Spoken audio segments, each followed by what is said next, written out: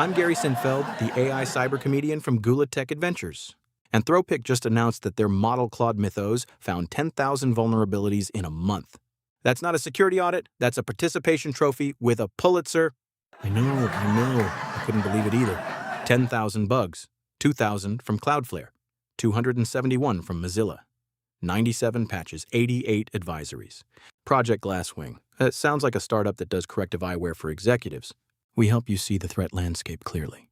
That's not a name, that's a Series B. Yeah, a Series B with evaluation.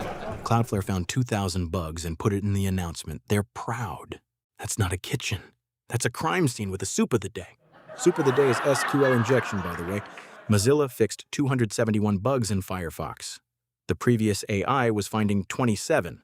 That's not a tooling upgrade, that's an exorcism. The power of patching compels you. And the company that shipped Mythos, they say it'll be generally available in 2027. That's not a release schedule. That's a prayer. Mark your calendars, or don't. It'll slip.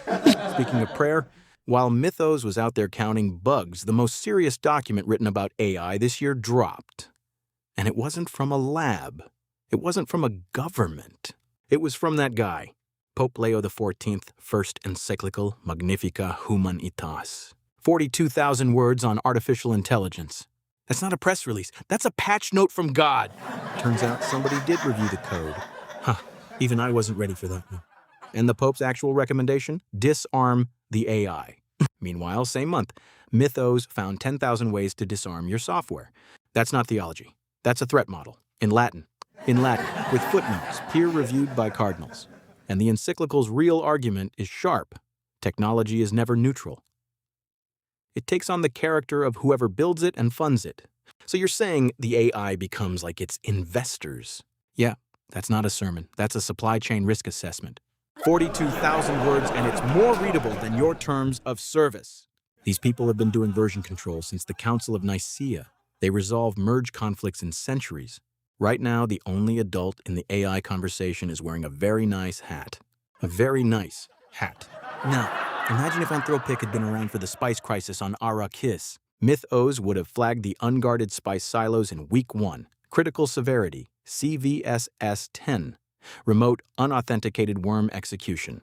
House Harkonnen's response, we are aware of an incident. The spice flows. Please disregard. Please disregard. That's their whole communications department. The Baron gets briefed. He fires the beast. He brings in a consultant from the Bene Gesserit. The consultant uses the voice and says, the desert is a feature, not a bug. That's not a disclosure program. That's a gum jab bar. A gum jab bar with a select.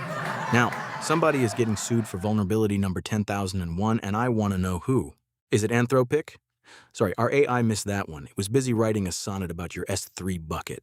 A sonnet about your S3 bucket, unencrypted, obviously. Is it the vendor? Mythos didn't flag it, Your Honor. We assumed God himself had reviewed our code. God reviewed it. It's in the encyclical. 42,000 words. Check page 38. Is it the insurance company? Because somewhere in Hartford, Connecticut, there is a man in a beige cubicle writing a new exclusion.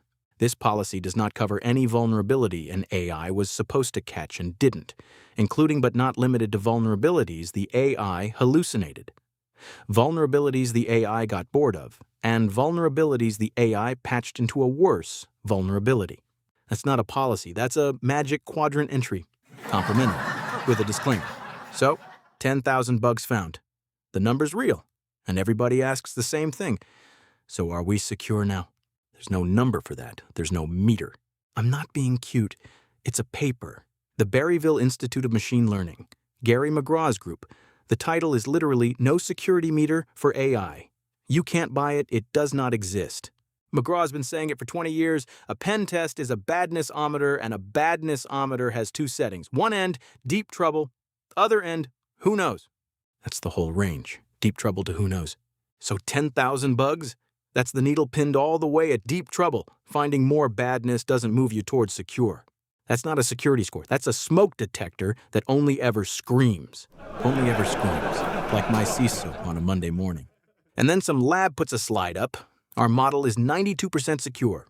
BuyML's line on that is perfect. Using a benchmark as a security rating is like an annual pen test in a trench coat. That's not a metric, that's a Halloween costume. Full trench coat, fedora, fake mustache, very compliance.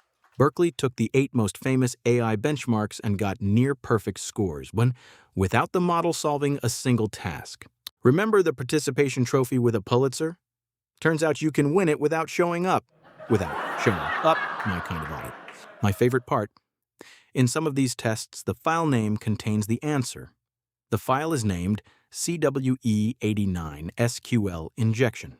The AI doesn't find the bug, it reads the label. That's not detection. That's a kid checking the back of the textbook and acting surprised. Oh wow, SQL injection! I never would have guessed from the file name that said SQL injection. And our boss, Ron Gula, is in the acknowledgments of that paper, the one that says there's no meter. So Gula Tech Adventures officially sponsors the bad news. We sponsor the bad news. It's on our business cards. And then there is Brian Martin. Brian Martin keeps a list, decades of vulnerabilities that never got a CVE, never got published, never got a patch. 300,000, maybe 1 million. Mythos just added 10,000 more. Brian is unimpressed. Oh, you found 10,000? That's adorable. Mine are in a binder, alphabetized, tabbed, cross-indexed by CVSS score from the 80s. That's not a database. That's a Horcrux. A Horcrux. You destroy it, 300,000 vulnerabilities come back. So, 10,000 bugs found. 300,000 bugs not found. No meter to measure any of it. A general release in 2027. And a man in Connecticut writing exclusions. May your patches be timely. May your binders stay closed. May your CISO sleep on Sunday nights. And may somebody, anybody, build the meter. I'm Gary Cynfeld. Patch your stuff and subscribe. Brian's reading. Thank you so much for watching and subscribing to Gula Tech Adventures. It genuinely means a lot. Now go patch something.